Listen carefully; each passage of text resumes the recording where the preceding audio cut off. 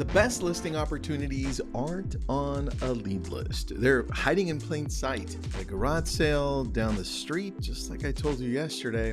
At a broker open that you skipped.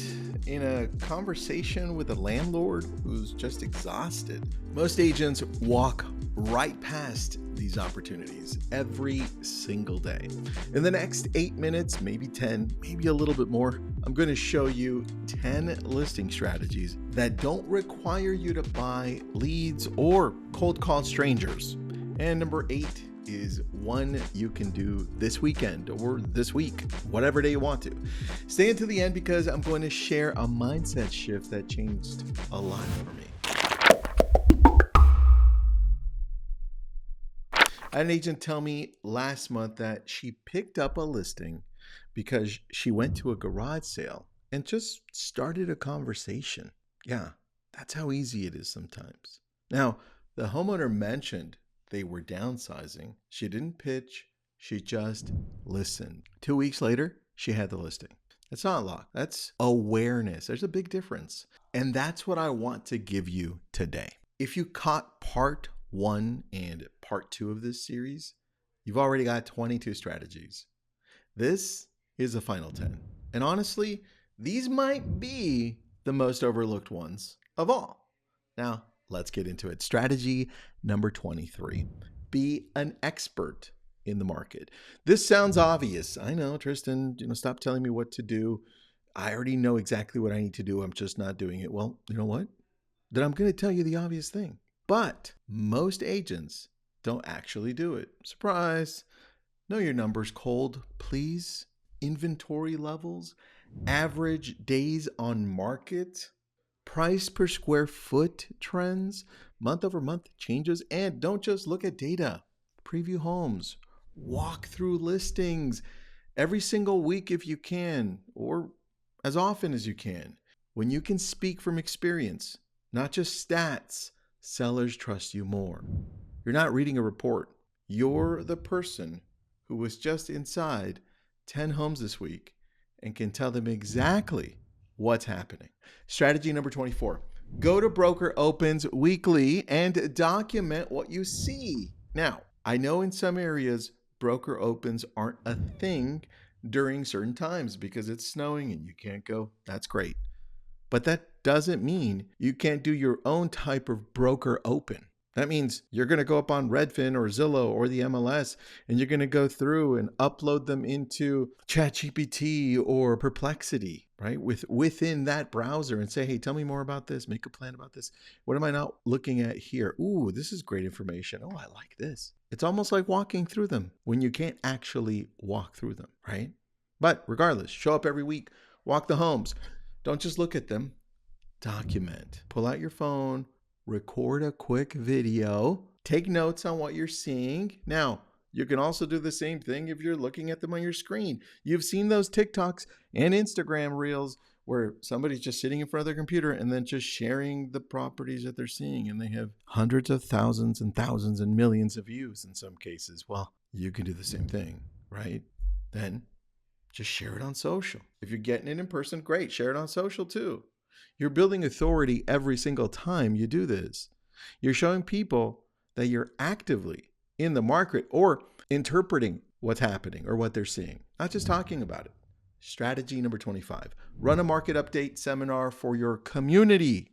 That's a good one, right? Partner with a lender. Bring in a home inspector or a stager or an attorney, even better. Host a free event for homeowners in your area. Teach them what's happening in the market. That's what it's all about. What they need to know. What's changed.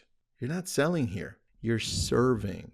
And sellers remember who educated them before they were actually ready to do anything. Strategy number 26. Host a niche event or class. This is one of my favorites. Create something like secrets of selling your home, right? Or what every homeowner needs to know before listing. And you can make it specific to the season too. What every homeowner needs to know before listing in the winter, before listing in the summer, before listing in the spring, right? Think about niches. Make it valuable too. Promote it in your neighborhood. Maybe send out letters, team up with a local title company or lender. The people who show up, they're raising their hand.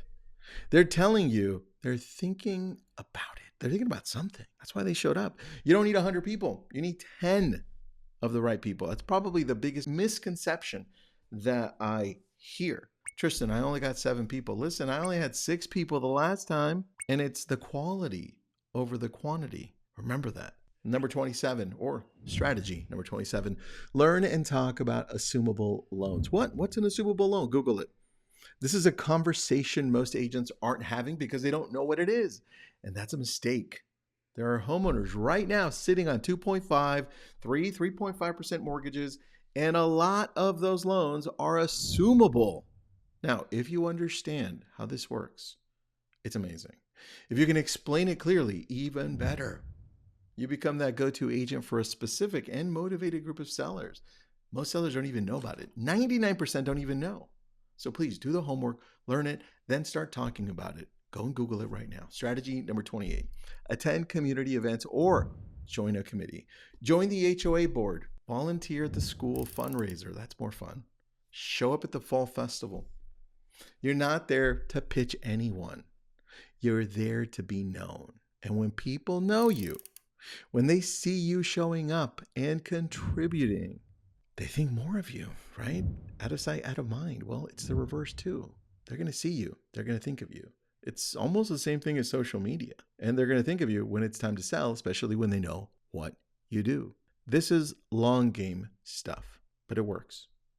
Here's what separates agents who are always hunting for leads from agents who have listings come to them, right? The attraction game. It's just awareness. The strategies I'm about to give you are all about seeing opportunities that other agents usually walk right past. Now, quick question before we keep going. Have you ever gotten a listing from a random conversation? Not a referral, not a lead, just a conversation that turned into something. Drop conversation in the comments if that's happened to you.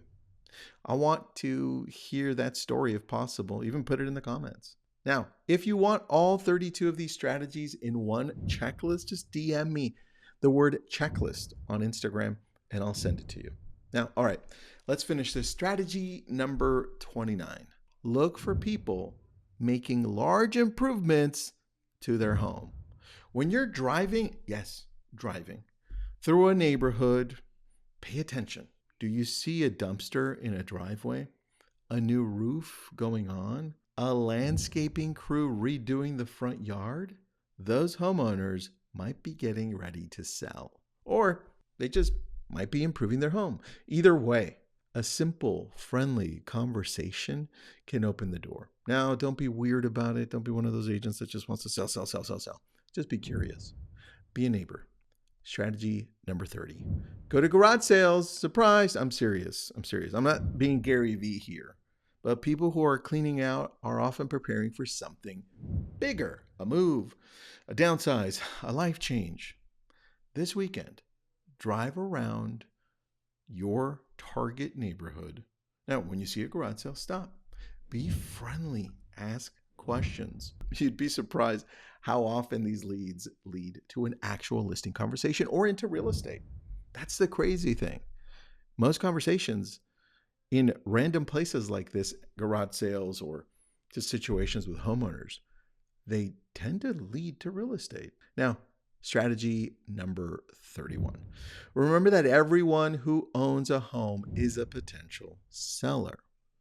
This is the mindset shift I mentioned at the beginning. Stop putting people in buckets. Stop deciding that someone is a seller or not a seller. Everyone who owns a home is a potential seller. They just don't know it yet. Life changes, circumstances change, opportunities come up. And like I say, MRI, right? Maintenance, repairs, and improvements. Sometimes those get a little out of hand. Sometimes people are like, I just don't want to deal with this anymore. I just want to move into a house that's not going to give me these challenges, even though all the homes give you these challenges. Your job is to stay in front of them. So when the time comes, you're the one that they call. Strategy number 32.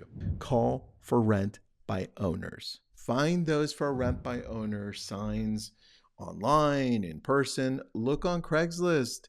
Look on Zillow Rentals. That's where homeowners go and manage it themselves. Call them.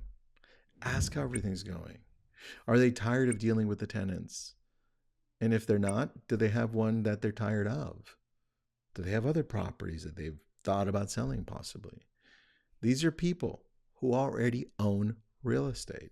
They already understand the game. And a lot of them are one bad tenant away from being ready to sell. It's exactly what happened to me when I was trying to get listings. I decided to just go to Zillow at the time and find for sale by owners, and I started calling them. And one of them turned into 4 full transactions. And it's funny because the one I called on wasn't the one. He said, but I do own one that I need to get. I just need to sell. I'm tired of just having tenants come in and out of that one. Tristan, can you come over? I'm like, yeah, answer is yes, I can. And you can do the same thing. You just need to know what to say. Now, those are the 32 strategies to find listings. But here's the truth. None of these matter if you don't execute. So I want you to pick 3, just 3, and commit to doing them consistently for the next 30 days. Now, tomorrow, we're going over some principles that Mary Kay, yes, the Mary Kay with the pink caddy, right? Everyone knows her. These are the foundation to running an amazing business. So I'll see you on that one tomorrow.